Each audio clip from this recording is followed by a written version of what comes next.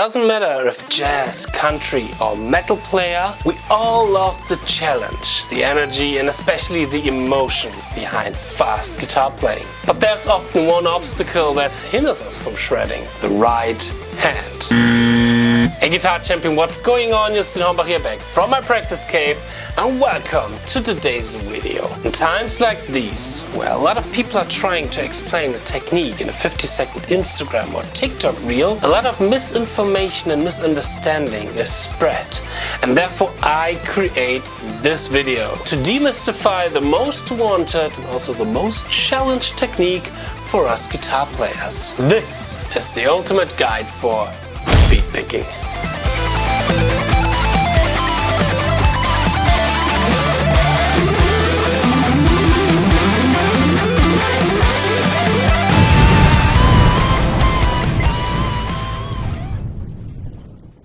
In this video, we are going down the rabbit hole of speed picking. For those who don't know me, speed picking is one of my favorite techniques of all time. And as my duty of being a guitar coach, I love to teach and to explain this beautiful technique.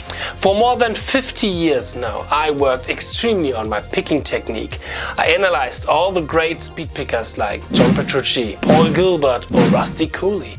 I put all my knowledge so far into the ZEN of speed picking, my online course with more than 50 musical exercises for speed picking and over 5 hours of video material and explanation. But still, a lot of people are coming to my coaching sessions and asking me, what am I doing wrong?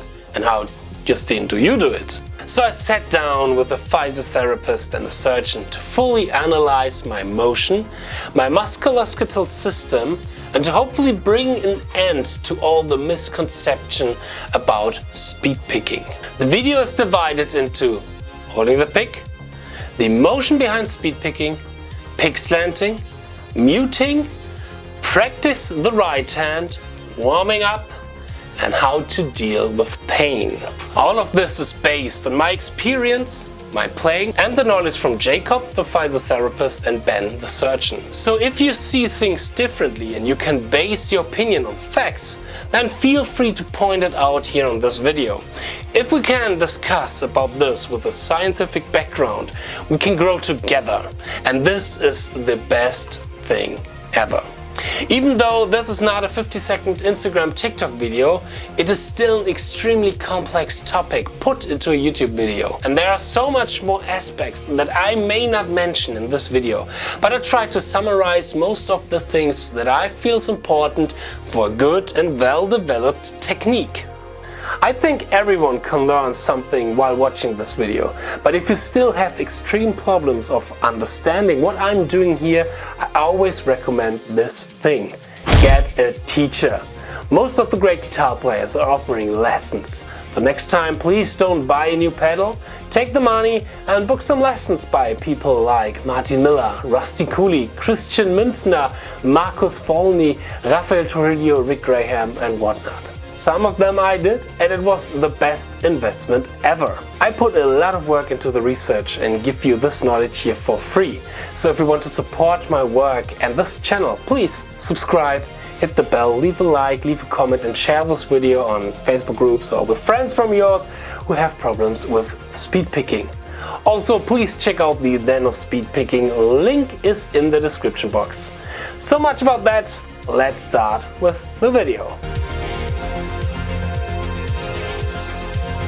There are tons of ways how different guitar players are holding their pick. But I think there's only one way how you can achieve the precision, the right amount of pressure, the right angle and the attack for playing fast. But what other ways are out there and what maybe is problematic about those ways? For example, we have this way to hold the pick. The problem here is, I would say, mostly the pressure. Yes, I think we can have a lot of attack with that method, but it's nearly impossible to keep our forearm steady and relaxed while having the fast picking movement. Or let's say it this way, the pressure is focused on the wrong section of the arm and of the fingers, because pressure can be good when it's done on the right spot. Also, you're lacking of precision, especially when you need to do the important wrist movements for pickslanting. You easily hit strings that you don't want to hit. Pat Metheny or Glenn Drover is doing it that way, or Misha Mansour used to play it that way, but luckily he changed to the good way. Same goes of course for doing this, but with just one finger. And then of course we all know, for example, the weird Marty Friedman hand, but here you don't have any control over all, muting the strings and absolutely no precision. All of that doesn't mean that I don't like these players. Heck, I play in Europeans only Megadeth tribute band. I love these players. I just saw Pat Metheny a few days ago and he was mind-blowing. Musically one of the greatest guitar players out there. But are those one famous for speed picking? Could you ever imagine Metheny playing a Guthrie Govan solo? No, not really. And you don't really need to, I know, but I hope you get the point. A lot of people are taking those players as an example for the wrong thing. Great musicians, yes. Great sound and overall technique, yes. Great speed picking or pick control? Nah. So the next time when you hear somebody saying, oh, you should hold the pick like this because Pat Metheny is doing it that way and then you can play fast, weird, chromatical jazz bebop licks.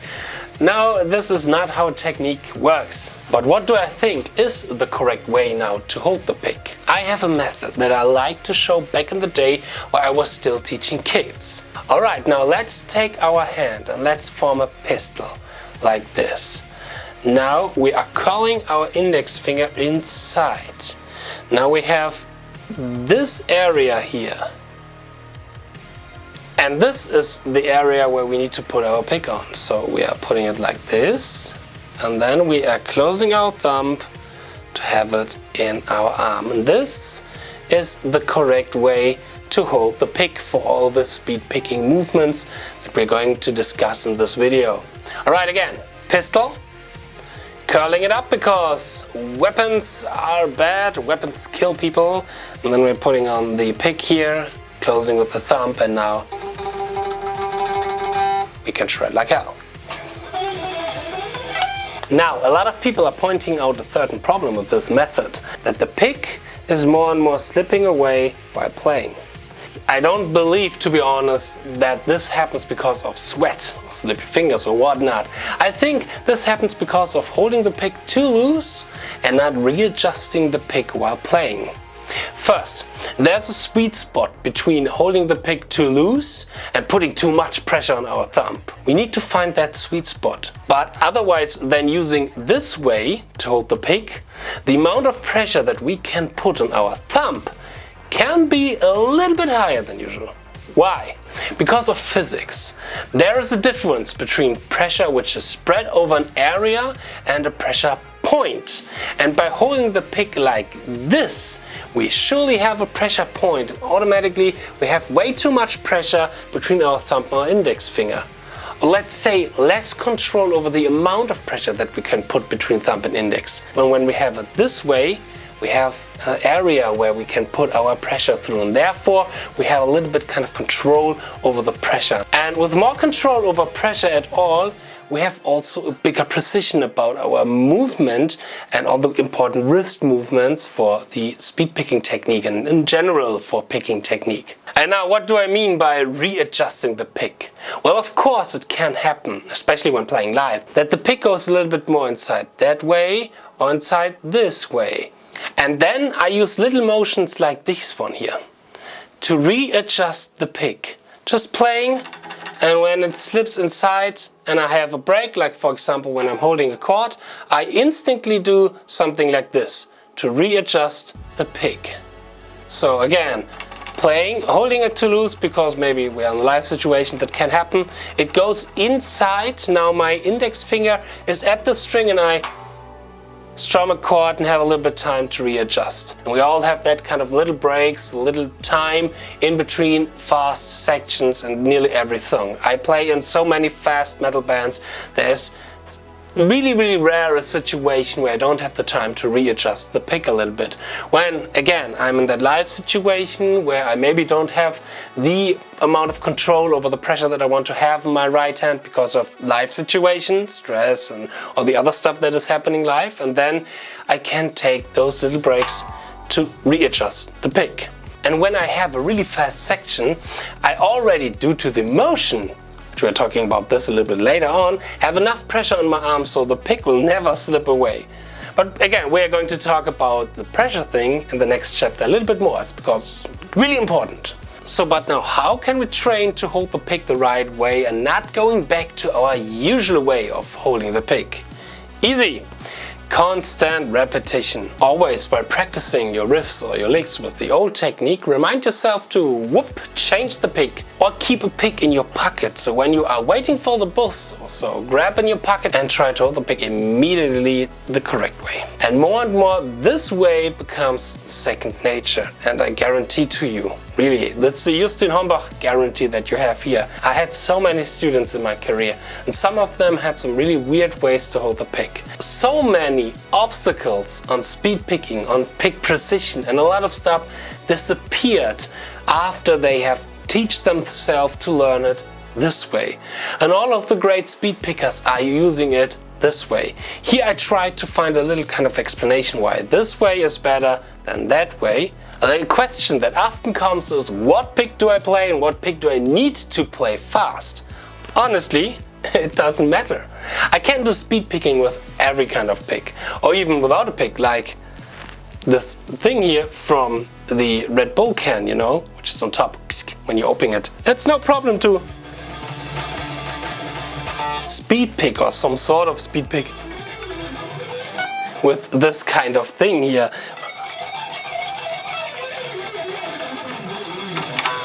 Because it sounds really weird, but I can do some solos and some shredding when somebody would handle me this one here. It's no problem. Because the motion of speed picking is not really depending on the pick, though there are some preferences, of course. I love thick and big picks with a really pointy edge. I don't like picks with too big shoulders like this one here, but other than that, I'm easily to made happy with all kind of picks.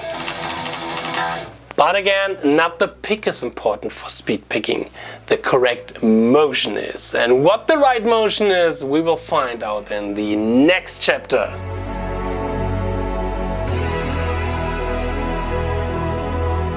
Let's get deep into mine and our musculoskeletal system, or as I call it, machine. For me, it was extremely helpful to know how my forearm works, what kind of mechanics and movements we have, and it's extremely helpful if you want to analyze what you are doing. As always, knowledge is power. And when a sports guy have to know what is happening in their body while performing a certain motion, why shouldn't we? So now it's getting really nerdy here. Before we begin, I want to make clear that we can have different movements depending on the tempo that we are in. Your hand movement can be different in playing 8 notes on 120 BPM, 60 notes on 120, 16 note triplets on 120 and 30-second notes on 120 BPM. Our brain works differently on those tempo levels, and therefore it makes sense that the movement itself can be different. For example, when I start slow and go faster and faster, you will see that something will be changed in my movement.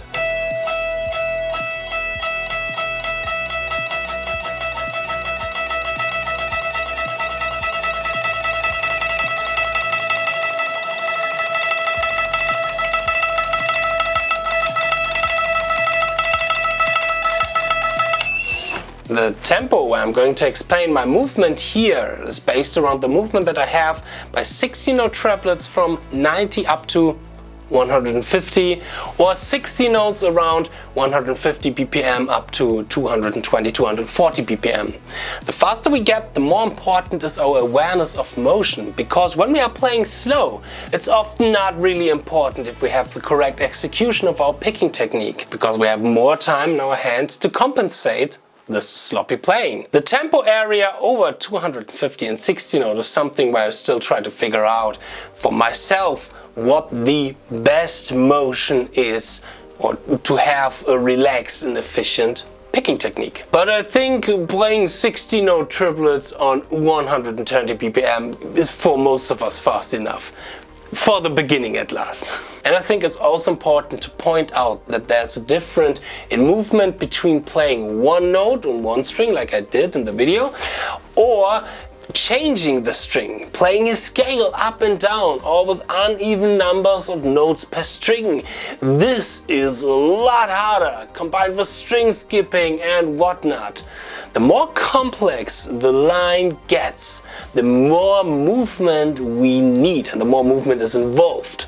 But more about that in the Pickslanting chapter and then the muting chapter. Getting something up to tempo isn't that hard at all, but the complexity of motion and movement when we have more difficult kind of lines and ideas, this is hard. First things first, the motion for speed picking does not come from the forearm like this.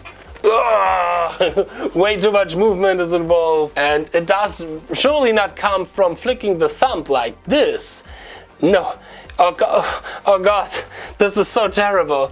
No, if anybody would recommend this technique here, go slap him in his face. This is way too small movement and you don't really have the control of a certain degree of speed levels. It is a wrist movement. And actually when trying it without the guitar, with for example playing air guitar, a really weird one. We have to realize that our wrist is a so-called ellipsoid joint. That means we can move our hands in 3 different directions. We have the up and down movement, which is called dorsal extension and palm flexion. The left and right movement, this one here, which is called ulnar deviation and radial deviation. The words ulnar and radial is getting more important for us in a bit. And the last movement is something which is called suppination and pronation. By the way, there's a really awesome video from Master Troy Grady cracking the code about these hand movements. Click on the information card here, really worth to check out if you want to know more about these individual movements. But try to do it with me again so you can feel those different movements. So again, let's start with palm flexion and dorsal extension.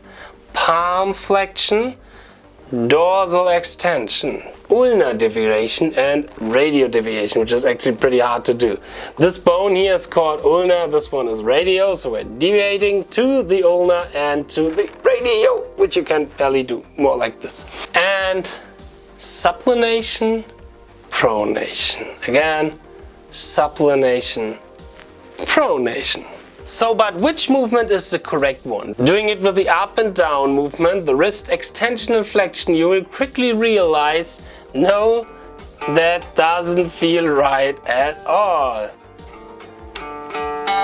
Is it suppination or pronation? Well, I assumed it for a long time. When trying to recreate the movement without the guitar, for playing air guitar for example, this movement here, it feels really most natural and also the fastest for me. But bringing this movement here back to the guitar, you will quickly see, no, the movement is way too big. We hit different strings and have nearly no precision in our playing. And again, going back to chapter number 1, where we have learned to hold the pick the right way, I realized that a lot of players who are holding the pick like this have their picking movement coming from suppination and pronation, and therefore having way too much movement in their right hand and always picking or hitting strings that they don't want to hit intentionally. So they are doing mistakes. So is it ulnar deviation and radial deviation? Well, doing this without the guitar really felt kind of weird, but bringing your hand now back to the guitar, ding, ding, ding, ding, yes, this is the right motion. In fact, it is surely a mixture out of all motions, and all motions are important, but the main engine is the ulnar deviation and the radial deviation. But why does this feel unnatural for us when we're doing this one as air guitar or without the guitar? Does this make sense? Well, there's one big aspect that we often forget when we are playing guitar. Our right arm is resting on the body of the guitar, and therefore it's fixed. And this is really important. Let us talk a little bit about how to hold the guitar and why you should hold it in the classical position to get the most out of your body. We need our muscles for speed picking, because without those muscles we couldn't do any movement at all. And our muscles are all connected in a certain way. When we need a certain muscle for a certain movement, we also need other muscles to stabilize that particular muscle we have active in that moment. There is a method called progressive muscle relaxation according to Jacobson, where you train to active and relax individual muscles. But for example, try to tense this forearm muscle without tensing the triceps and biceps. It's not that easy, isn't it? Trying to only tense this one without tensing the biceps and triceps. So we have to look a little bit more holistic on our body. And a lot of problems that I've seen on students of mine also comes from wrong posture. Body tension is now a really important term here. A lot of people are saying that we should be extremely relaxed by playing. Yes, but only for a certain degree, because medically speaking, when we are sitting, this isn't even possible at all. You see, it seems like we have 3 different states of tension called tonus. Normotonus, hypotonus and hypertonus. Normotonus is the normal amount of tension that we have when we are standing or sitting or when we have a static position. Hypotonus is having no tension in our body, meaning being fully relaxed, like when we are sleeping, lying down and can't hold a muscle in a static position at all. So being ultra relaxed, it's not really good for us guitar players because we can't move our hands at all. And hypertonus is tighten up our muscles, we're getting the hulk and the bulk out of you. What I want to say here is that we need a certain amount of tension in our body to perform a technique like picking. So don't be afraid of tension. Try to work with it. Try to get a feeling for the right amount of tension level. More about this in the practice section. Now, everything is connected, and as soon as we move our forearm, the muscles in our upper arm, the biceps and triceps, the muscles in our back, the deltoids, the rhomboids, the traps, or the muscles in our shoulders, all of them gets activated as well to support and stabilize the muscle that we need the most, our forearm muscle. So as soon as we pull up our shoulders, for example, or having a bad posture at all, instantly important muscles that we need to support can't really support anymore because we have a hypertonus in them.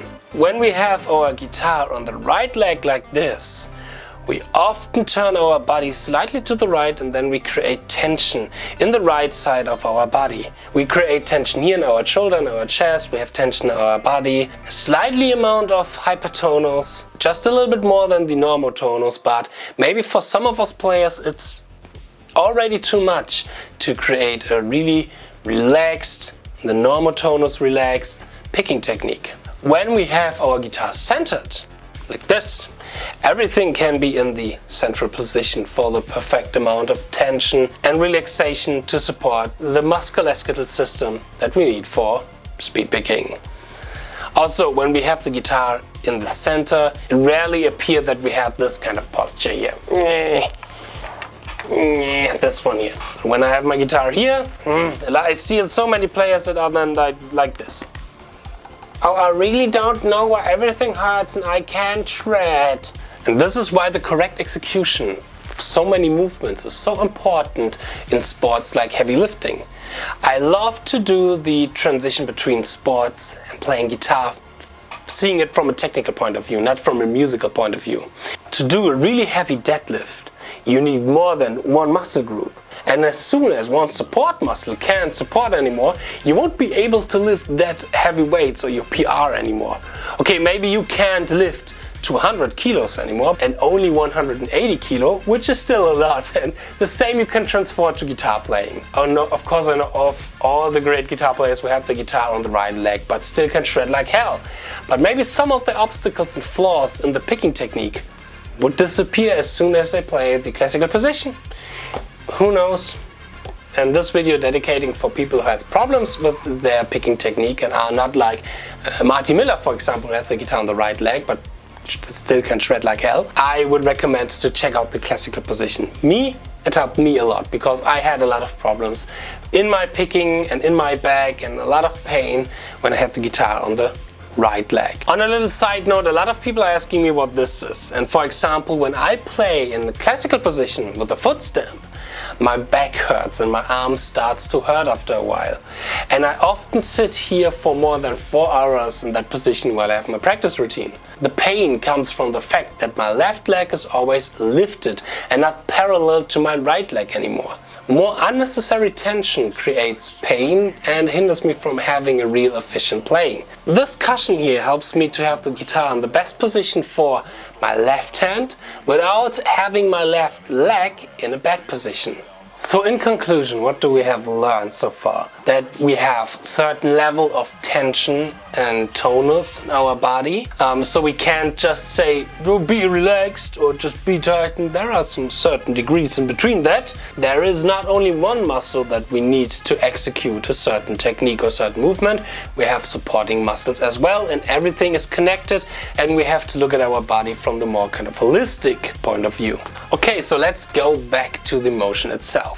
A nice trick to get a feeling for the right picking motion is our strumming motion.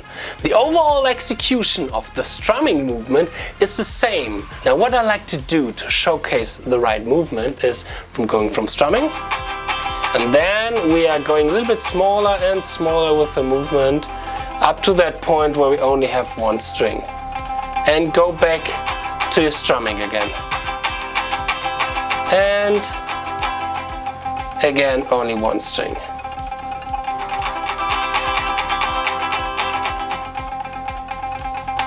With that trick you can get an overall feeling for the right picking technique. Strumming, getting smaller and smaller, but the apparatus stays the same. You see, we have a little bit less supination, pronation, we have less tension and flexion. What stays is the deviation. Therefore I came to the conclusion that this movement here, we have a connection or a mixture out of all 3 different movement groupings, but the movement that we need the most is the deviation movement. Because of the reason that we have a longer way going from here to here, we need more supporting movement from the other 2 different movement groupings, from the supination and pronation and from the tensional flexion. And again, a little bit from our arm.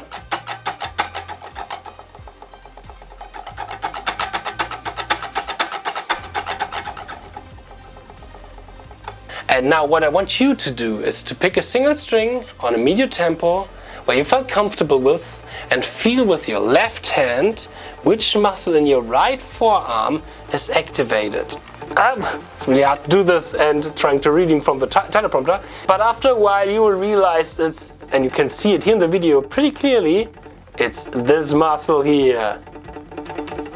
This is a grouping out of multiple muscles called pronator teres, flexor carpi radialis, palmari longus, flexor carpi ulnaris, and more medical terms to get you convinced that I did my homework. This muscle group is our most important group when it comes to the motion. We can add the biceps and the triceps for a short amount of time to get the motion even smaller. The smaller the motion, the smaller the movement, the faster we are. Rusty Cooley is there a good example.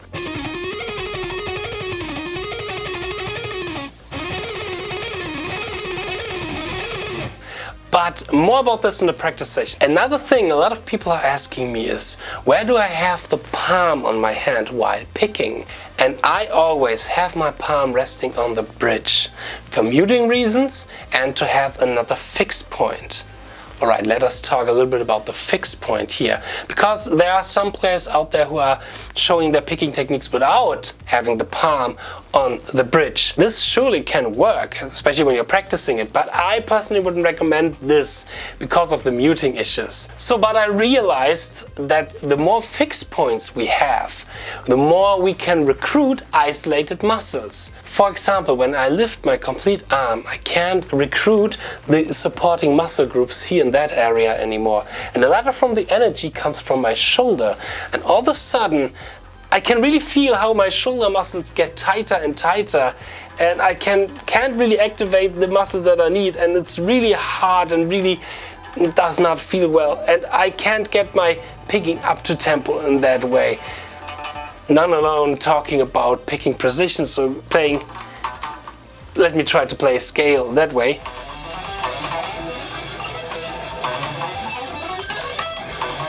So you see, the movement kinda is there, but none of the precision, because my hand is floating way too much in the air. But when I go back with my arm in a relaxed position and my arm is fixed on the body and my palm is fixed on the bridge, all of the speed picking works again. Again, without the arm, having the arm in the air.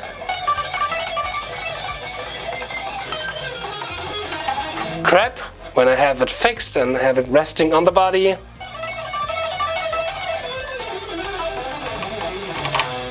The shred is back. But there's also a difference between having your arm completely loose in the air, really don't do that, and if your palm is fixed or not fixed. My fingers are tightened together, but resting on the strings underneath the string I pick. Again, for muting purpose and as another fixed point. It's not like a fist, but it's more like a closed and relaxed claw. So much for the overall musculoskeletal system in my right hand picking technique.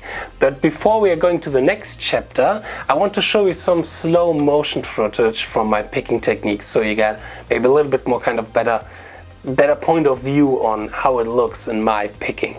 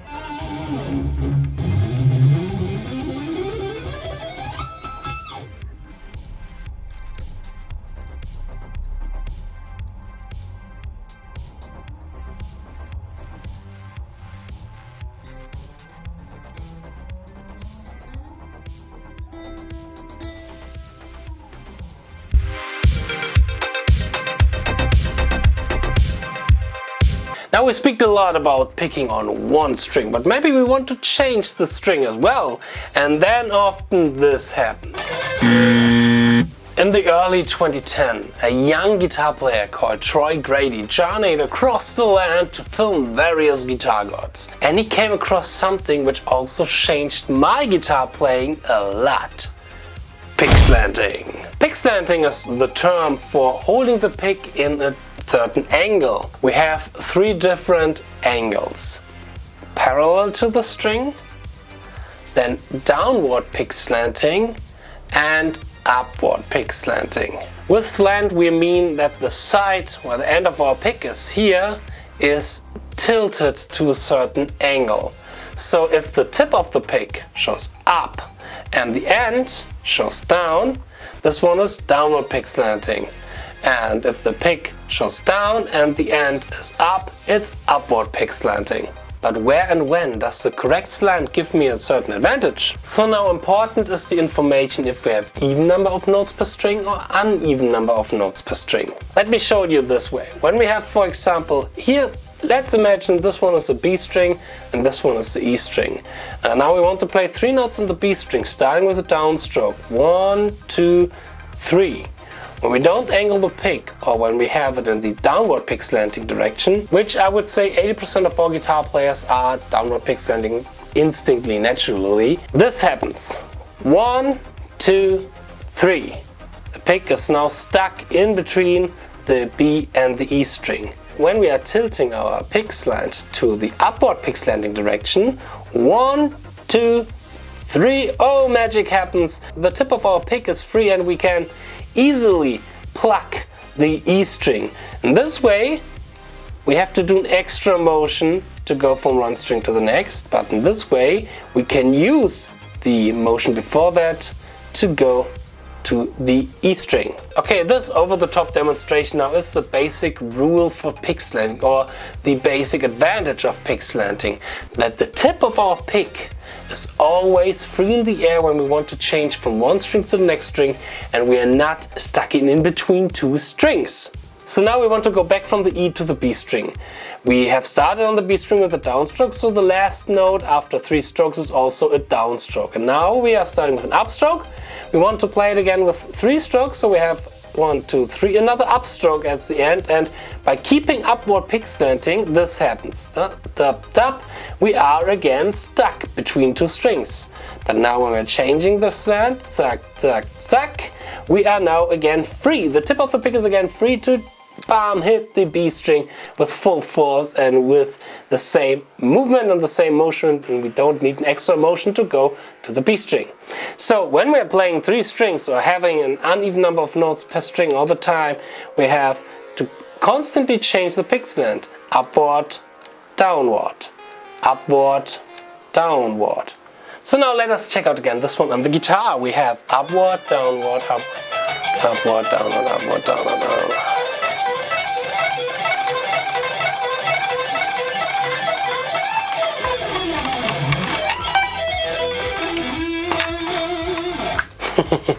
Pickslanting! So when we have an uneven number of notes per string, we have to change the pick slant. When we have an even number of notes per string, we can keep the pick slant. For example, on licks like this one here. Here I have a 6-note phrase. 1, 2, 3, 4, 5, 6, 1, 2, 3, 4, 5, 6, and so on. Really classical shreddy line. And with 6 notes, this happened. Again, the E string, B string. We are starting off with downward pick slanting. 1, 2, 3, 4, 5, 6. 1, 2, 3, 4, 5, 6. 1, 2, 3, 4, 5, 6. Let me demonstrate this with the guitar. 1, 2, 3, 4, 5, 6. Pick is in the air. 1, 2, 3, 4, 5, 6. Tip of the pick is in the air. So I only need one pick slant direction. And this is one reason why we have so many lines on guitar which is based on even number of notes per string. And this is the reason why licks, where we only play the scale up and down, are the hardest licks that you can do on guitar, because you have to change the pick slanting after or on every string. So you have on this example up, down, up, down, up, down. So the next time when somebody is saying he can shred on 300 BPM or more, let's check if he's just playing even number of notes per string or maybe uneven number of notes per string, because as long as you play even number of notes per string, it's actually not that hard, because you only have to do one pick slant, like in this example. Try to play it like this. Way harder. I know it's not about how difficult your music is, but with this pick slanting technique, you can automatically use musical lines and musical ideas that really expand your soloing and your shreddy stuff and your scale playing. It's really awesome. It was all really mind-blowing for me, and it is as well. In the ZEN of Speedpicking, pick slanting is one of the main topics for the complete course. So check this out if you want to have more lines and more ideas, and if you want to know ways how you can practice downward pick slanting individually or upward pick slanting individually, because it's important that we know both, and how to include this more and more into your shredding style. Again, the link is in the description box. So one question I got asked a lot, which I now want to answer as well, is when in the motion we are doing the change from the pick slanting. Are we doing it on the last note from a string or on the first note on the string? And I would say it depends. There are different different situations where you need different approaches. For example, you have the snap technique, as I like to call it, when you're playing licks like this one here from Paul Gilbert. Here we only have one note on the E string, and that's all with uneven number of notes per string, so we have to change the pick slant when we're going to that one note on the E string. And we have only one note time to do the pick slant direction or the pick slant change, so this is called, I would say, snap movement. We're going from upward pick slanting to up, down, down, down for that one note.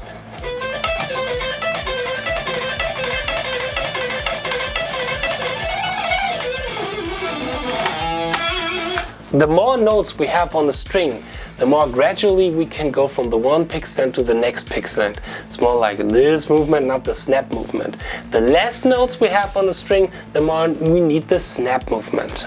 I've been practicing pick slanting now since 2017, so around 5 years now. And after a while, it becomes second nature for you, and you don't have to really think anymore when you use downward pick slanting and upward pick slanting, because I've practiced so many situations and so different kind of stuff, trying to shredding while talking to the camera.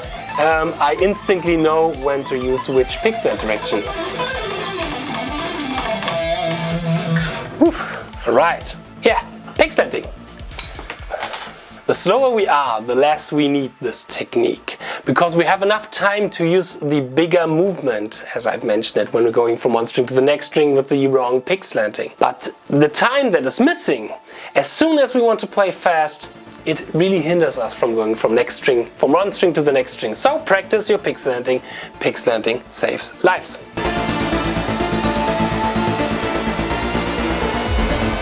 As I've mentioned in chapter number 2, a lot of muting is happening for my palm, which is resting on the bridge. From the E to the D string, everything is palm muted. This maybe would not work so good when you're playing on acoustic guitar, but I often play with a big high gain sound, and therefore this is really important to have everything tight and clean.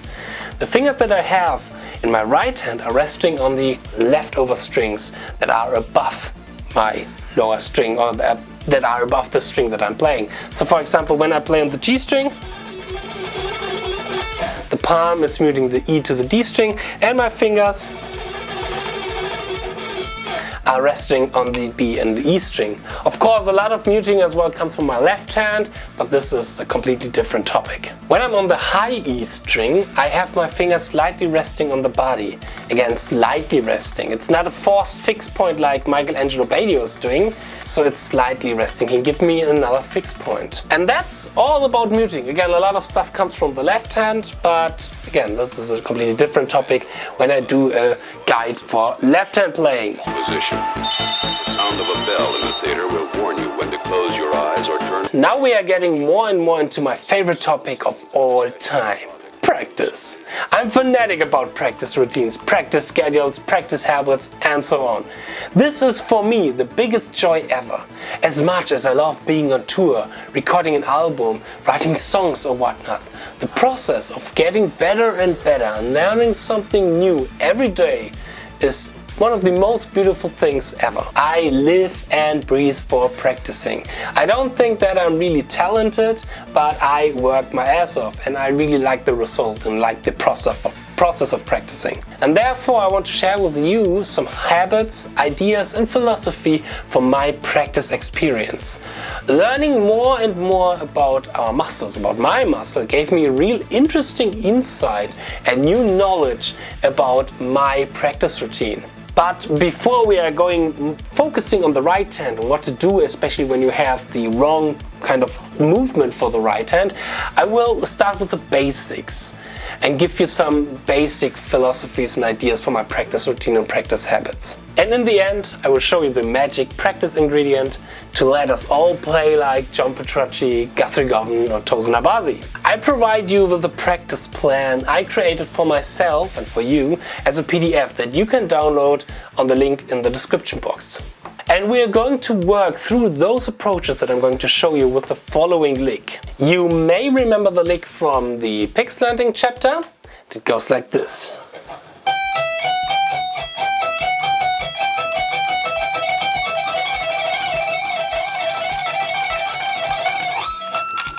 this easy 6-note phrase. I try to vary my practice routine a bit, still working on the same thing all the time but with different approaches. And here I will give you 5 of my favorite approaches. Approach number 1, get your muscle memory started. This approach is the old-fashioned approach, old school. I would say we all have done it and we will always do it because it has a really good purpose. It's starting slow and getting faster and faster. This is the perfect method when a certain technique or a lick or an exercise is really new to you and your muscle memory still needs to be activated. But what does muscle memory actually mean? Sadly, the word is a little bit a misconception because our muscles can't remember something. It is the connection between our brain and the muscles. There's a great TED Talk video that I only can recommend to learn more about muscle memory. Click here to see the video. But in short, the theory is the more we are practicing something with consciousness and awareness, the faster the route between our brain and the muscle, this one here, will get. And there it is important to start slow and slightly increase the tempo, because when a certain movement is new to you, you cannot have the right amount of awareness while playing it fast. The more we are getting used to a certain technique, a certain lick, the more we don't have to think about this technique or lick anymore, because it is locked in our muscle memories. The motion becomes second nature and more we can focus on approach number 2, getting fast. But what now? You have practiced a certain lick with method number 1 and let's say for months you are starting on 80 BPM and you slightly go to up to 120 BPM. But then every time at 120 BPM something changed and you can't get faster. Suddenly everything is uncontrolled and sloppy. And here we need approach number 2.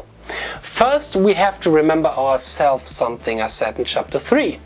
The thing about different tempo levels and that some movements can be different on certain tempo levels. One thing is for sure different, how our brain works.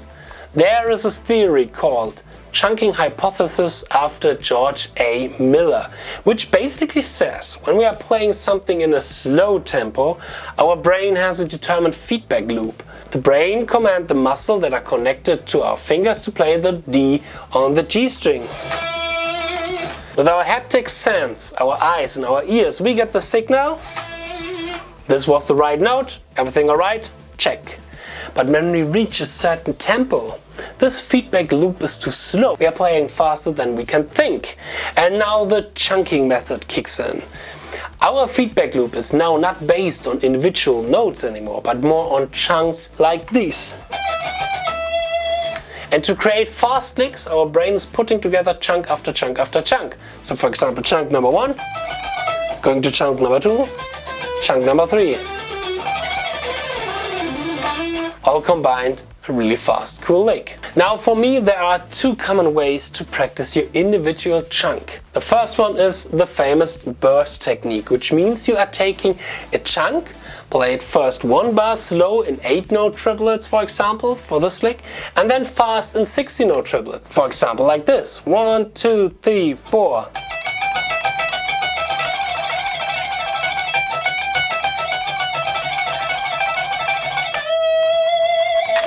With that method we give our brain constant feedback if the chunk itself is correct when playing fast. You get a feeling for the right fingering and the right picking motion, and then increase the amount of chunks when we, for example, go in the horizontal way.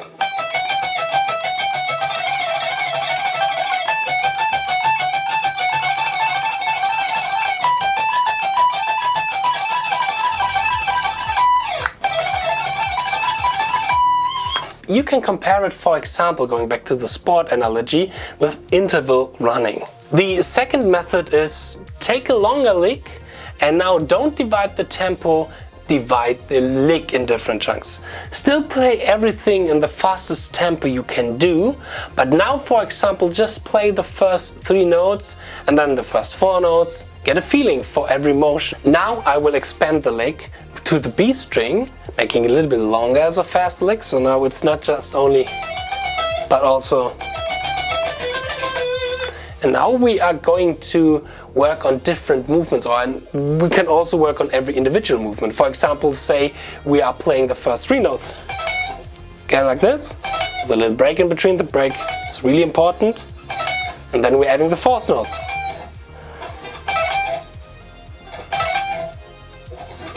The 5th note. Sorry, this is the 5th note. And the 6th note.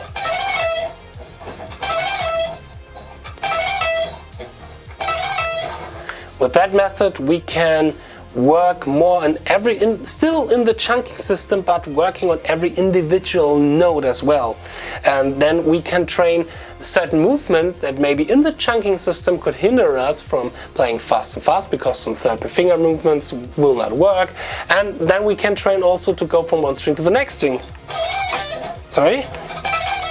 Like this. And really get a feeling, is my picking correctly? Is my fingering correctly? Does this sound good? And then expanding more and more the lick in the line.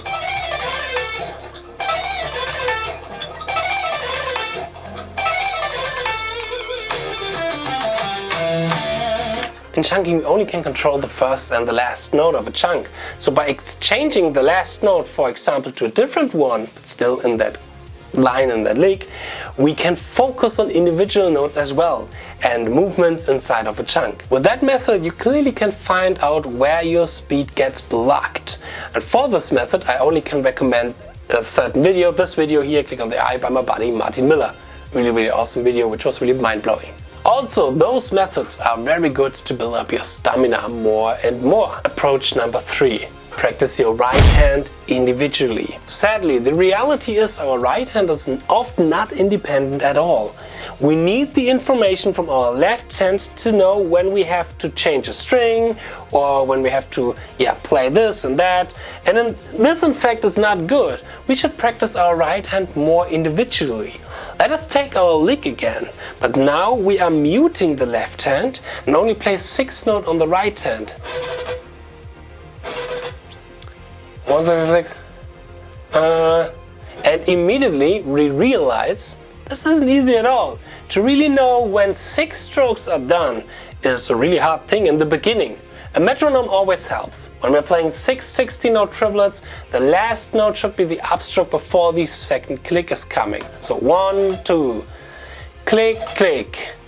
Now do this method with all the licks that you're practicing, and more you will realize how your right hand won't be subordinate to your left hand anymore. This method also helps a lot for hand synchronization problem. And combine this approach with approach 1 and 2, so start slow, get faster, and then work with the chunk or burst technique on your highest tempo, but only the right hand. The left hand is doing absolutely nothing.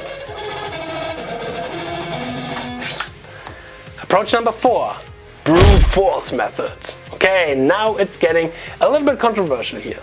Again, we are talking about being relaxed in our right hand, and this method is the complete opposite of being relaxed. We are now trying to build up strength by pushing our tempo limits to the extreme. For example, I will do this here in the following clip with 60 notes on 320 BPM. I will try to keep all of the 60 notes as long as I can, really up to the point where I can't control it anymore. The muscles are really tightened and maybe you feel some sort of tension in your muscles. We need this approach for our muscles and the supporting muscles to grow. This is the method for you to get bigger strength in your muscles. When you're doing bench press, you need this last repetition where you're putting everything inside your muscle to push that heavy weight away from your body. First, often in that moment, you really feel your muscles, which helps a lot for the muscle, nerves, brain connectivity. And only by that, the muscle will grow strength. Lifting or pushing a weight with less weight, but for 30 repetitions example, will affect your muscle stamina, but not really your muscle strength, and we always need both. Again, this is a bit of a controversial topic, and especially in sport there are people who are saying this method is the best for you, and people who are saying training with lightweight is best, others are saying training with heavyweights is best. Do I need 60 notes and 320 ppm? Not really. But this method of course affects all the tempos underneath this as well. And do I need 60 notes on 200? Yes. And this tempo, 60 notes, I can play easily and relaxed because my muscle is trained. I personally like this approach, and I think it is worth to check out, or at least don't fear that kind of method. When you are doing this with consciousness, the risk of hurting yourself is as big as the risk of hurting yourself lifting heavy weights. And I would say nearly none. But as we want to take a look into the heavyweights, we also want to take a deeper look into the marathon runner. And therefore, approach number 5, building up stamina. While talking to Ben, the surgeon, we came up with an interesting approach to build up your stamina while staying relaxed. Take a certain tempo where you feel comfortable and measure how long you can stay with your right hand, picking in that tempo without taking a break. Up to a point where the lactation of your muscle is kicking in and you start to cramp.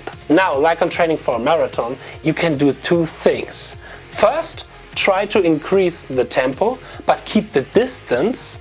Second, try to keep the tempo but increase the distance. By doing both, you will definitely work on your stamina, but again, I think variation is the key. Now, there are tons of practice approaches, and I want to encourage you to come up with your own practice habits, or if you have them already, feel free to share it with me in the comments. As I have mentioned, I created a practice routine how I would tackle some obstacles by using those approaches. You can use this with a leg of your own choice, or if you want to have some cool legs to work on certain picking techniques, as always, check out the ZEN of Speedpicking. Now, but what when we have the wrong arm movement right from the get-go, right from the beginning? I thought a lot about this and came to one conclusion. You have sadly to learn walking again. Sounds like a lot in the beginning, but my experience as a teacher through the years showed me it is possible. Start with 4 examples, only 4 notes, 4 up and down strokes, and focus on the right forearm. Is everything fixed? Are the right muscles activated? Is the movement coming from your wrist and not from your arm like this? Are you using ulnar and radial deviation? And then increase the strokes. Do this more and more every day, up to the point where it doesn't feel weird for you anymore. I guarantee to you this will work.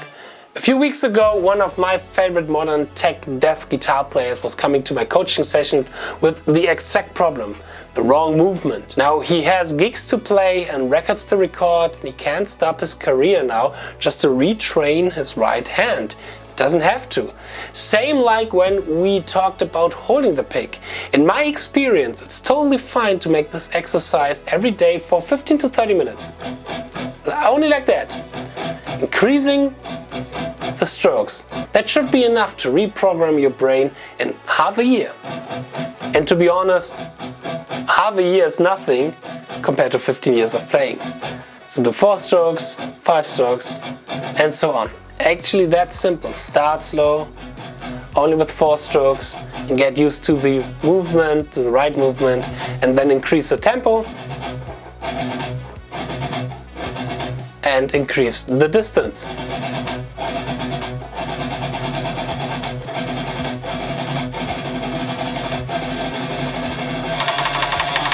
So now we are coming to the 3 secrets for effective practice, and where sadly the most people often fail. Patience, consistency and focus. It will take us time to master a certain skill. You have to do it on a regular, up to daily basis, and as long as you don't do it in front of the TV. Focus on what you are doing. Create an awareness and give 100% for a certain amount of time. I know this can be hard. I know that well too good. But the more we stay on this track, the more it gets a positive habit and the easier it becomes, and you can do it. Patient, like in sport. 6 to 8 weeks does it cost to build up a muscle, to strengthen muscle. And for us guitar players, sometimes it can be cost a year to master or to even learn a certain technique. But again, what is 1 year compared to 15 years of playing? Nearly nothing.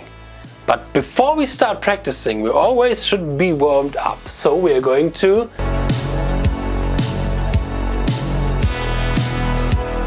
Here now I'm going to show you my warming up section from the ZEN of Speedpicking. Watch it till the end and don't take it too seriously, because overall everything is about having fun. And I had a lot of fun filming this workout routine video, because in the end it gets a little bit crazy, but see for yourself. And see what I have to say in the ZEN of Speedpicking about warming up. Okay, warming up is a really interesting and also pretty important topic for us guitar players. To a certain point and a certain level, I don't need to warm up anymore. All the picking stuff or the licks that I play most of my time has become some sort of second nature, that I can play them quite good without warming up. Of course, after playing a little bit, I'm getting better and better and more used to this thing here when I start my practice routine, but I don't have to warm up anymore, really. And so do you maybe. And sometimes I think people, and for myself as well, are a little bit over-exaggerating when it comes to warming up. When I was in my 20s, in my early 20s, I used to warm up for more than half an hour, which is a little bit unnecessary, to be honest. My obsession of warming up was coming of that fear to destroy something in my left or my right hand without warming up. So it comes to you, it belongs to you. How do you want to warm up? I would recommend, and a lot of players like the great Martin Miller is recommending this as well, to maybe combine your warm-up routine with something in your brain, with something you need to work on your guitar knowledge, on your scale knowledge, your arpeggios, your fretboard visualization, something like that. Maybe combine that, because for example, when you practice in the morning and after waking up, your brain is so fresh and you're mentally so fresh, so it's the best time to learn something new. So try to combine that a little bit with warming up. But I want to give you a few of my favorite warm-up licks anyways, because I think they are pretty awesome in the beginning, and especially when you're a little bit more unexperienced player when it comes to speed picking and stuff like that. So yeah, here are my favorite warm-up licks. And the first one is our good old spider.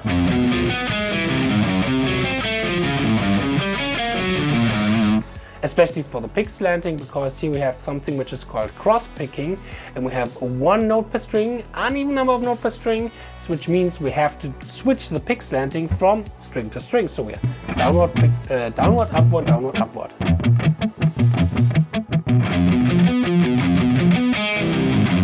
And so on. Then we have the stretched spider, which goes like this.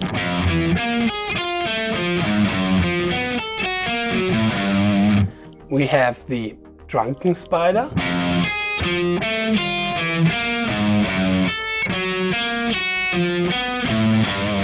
And so on. And you can create your own really interesting kind of spiders. Maybe you should call it different if you're suffering from arachnophobia, but those are the spider exercises that are really famous and known for good warm-up exercises. Alright, then the next one is one of my favorites to work on the control over the finger, especially the independency of the finger.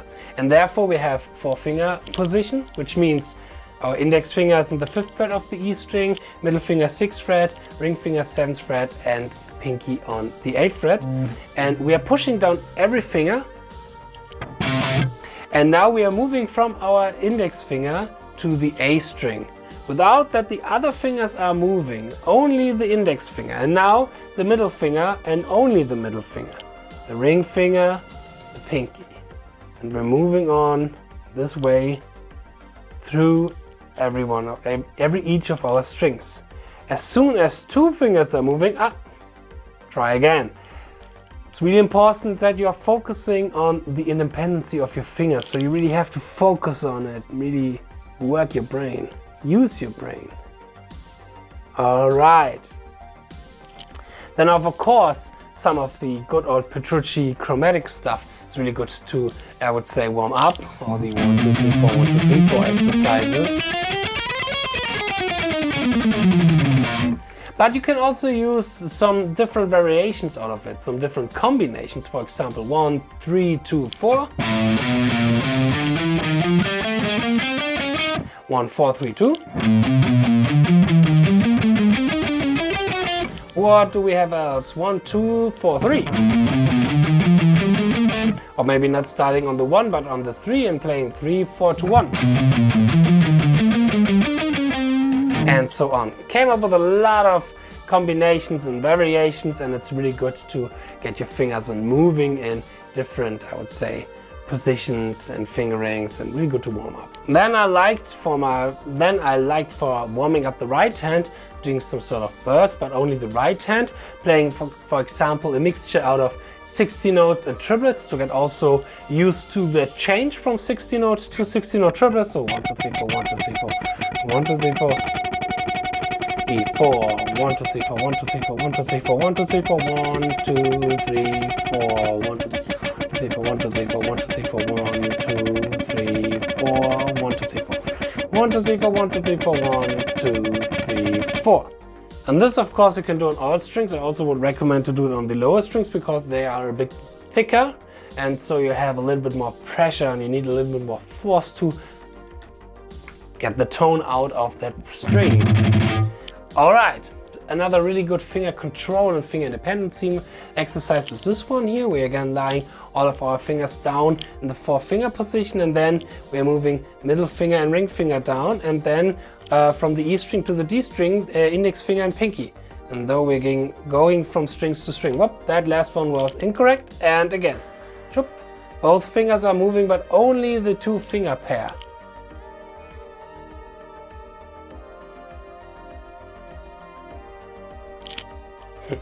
All right. Then of course a little bit of left hand warm up by just simply playing some pull off and hammer on ideas. Trying to have no pressure on the left hand at all, keep it all relaxed. Try to talk a little bit while you're doing this. This is a trick that I have from the great Tom Quayle. He once used or said that he was talking to himself while doing legato, and that way he was not focusing on the left hand, but also the pressure started moving so fast. It's really hard to speak English, a foreign language, and to play legato at the same time. So kind of focusing on both, but it's really great exercise for the left hand as well.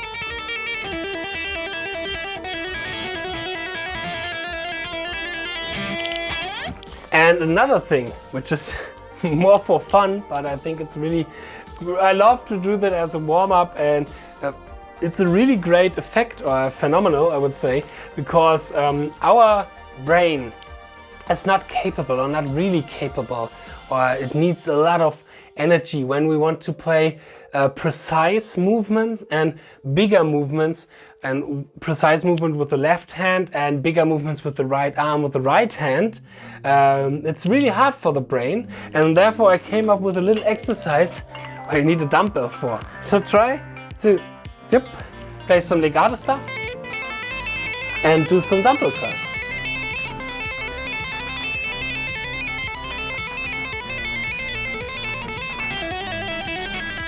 Which is really interesting. And you have your workout at the same time.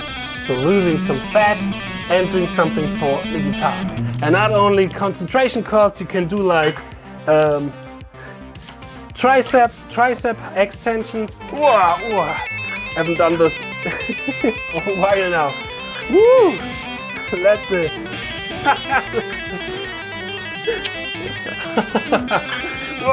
for the gains and all the stuff that you can do with some dumbbell. You can do some shoulder stuff. Oh, this one here, the angled one. Oh, yeah. So you see, this one is just for the joke a little bit. It's really great to warm up as well. And you can do that, I would say, also with your other hand. I need to take away the pillow for that and have to find my pick somewhere. Okay, or the negative rating which is coming now. What a stupid workout, what a stupid online course. Well, but I guarantee you there is no other online course out there which is doing this kind of exercises here. Oh yeah. Keeping the elbow on the center of your body so you can really feel the biceps. Ooh. You can do that as a rhythm as well. Let's try it with a metronome. 1, 2, 3, 4. 1, 2, 3, 4. 1, 2. Alright, so much for that. I would say so much for warm-up as well. Now we are really warmed up with our biceps and all the finger stuff. Now we can move on to the next chapter. Here we go.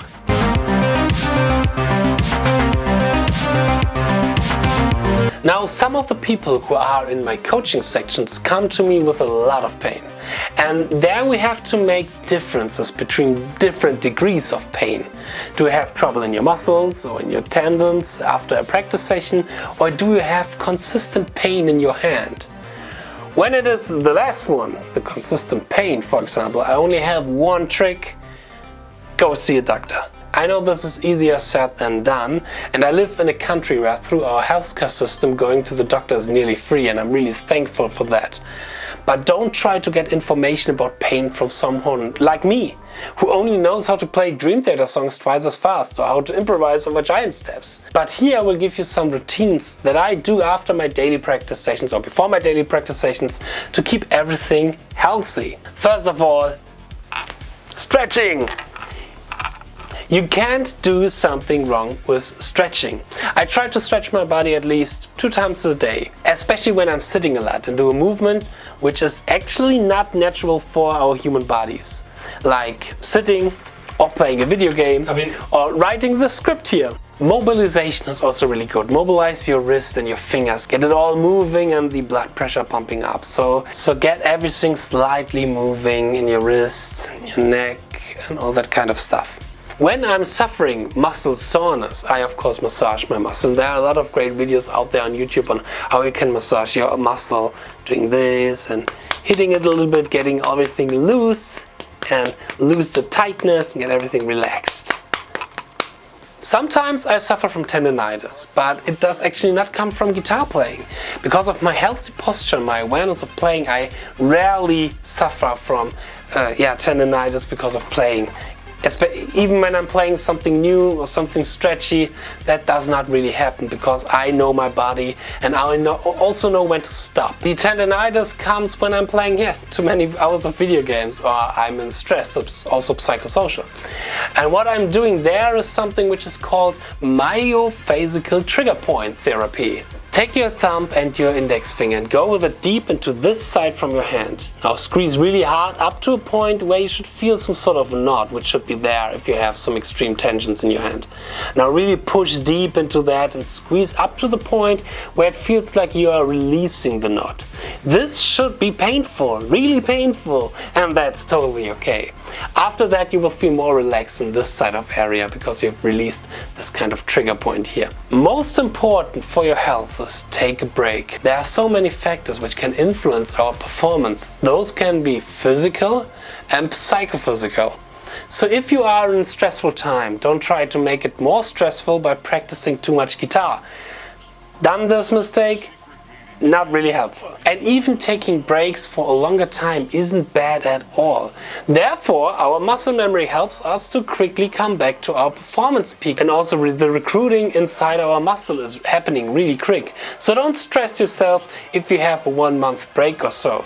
Just remember to come back and then on a consistent basis. Here I want to share with you the story from the legendary Pat Martino, who sadly died last year.